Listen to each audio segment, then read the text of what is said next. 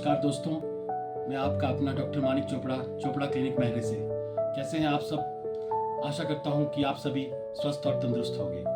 आज हम बात करेंगे बहुत ही महत्वपूर्ण टॉपिक सर्वाइकल स्पॉन्डिलाइटिस पर, जो कि आजकल बहुत चिंता का विषय बना हुआ है। छोटे छोटे बच्चों से लेकर बड़े बुजुर्गों को भी ये तकलीफ आजकल सर्वाइकल की हो रही है।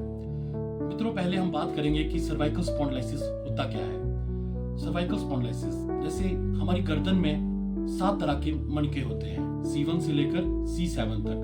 जो सभी मनके होते हैं वो आपस में एक स्पेस, उन मनकों में एक स्पेस होता है जिसे हम डिस्क कहते हैं। ये जो मनके आपस में जुड़े होते हैं उस जॉइंट को हम फेशियल जॉइंट्स कहते हैं, जिनके द्वारा इनकी मूवमेंट्स आती है। जैसे जैसे समय के साथ हमारी एज बढ़ती है तो जो हमारा डिस्क है उसका वाटर कंटेंट कम हो जाता है और हमारी डिस्क डार्क रहना शुरू हो जाती है।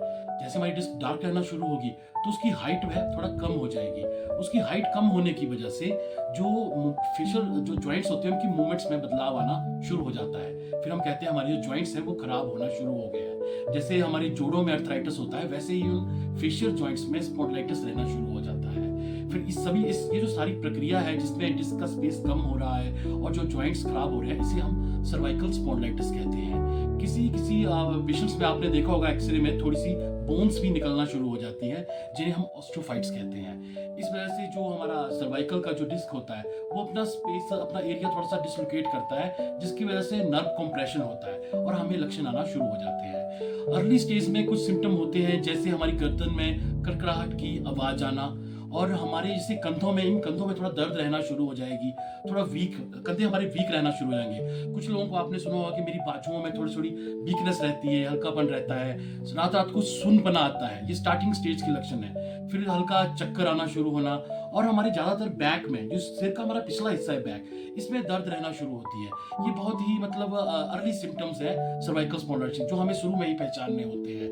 और आगे एक्सटेंसिव स्टेज में जैसे हमारा कोई नर्व कंप्रेशन हो रहा है तो हमारा हाथ जो है वो कांपना शुरू हो जाता है, बहुत ही अगली स्टेजेस में है। हमारी टांगों में भी वीकनेस रहना शुरू हो जाती है। ये सभी सर्वाइकल स्पॉन्डिलाइटिस के लक्षण हैं। अगर जैसे इनका अगर स्मेज रहते हम इलाज नहीं करवाएंगे तो ये काफी तकलीफ दे सकती है।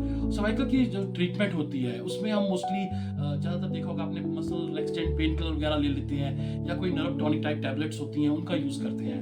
पर अर्ली स्टेज से भी जो बेस्ट ट्रीटमेंट है सर्वाइकल के लिए वो फिजियोथेरेपी माना गया है, जिसमें हम स्टार्टिंग में एक्सरसाइज करेंगे, कुछ थेरेपीज लेते हैं तो हमें काफी लाभ पहुंचता है। ये जो फिजियोथेरेपी थी उससे बहुत लाभ पहुंचता है।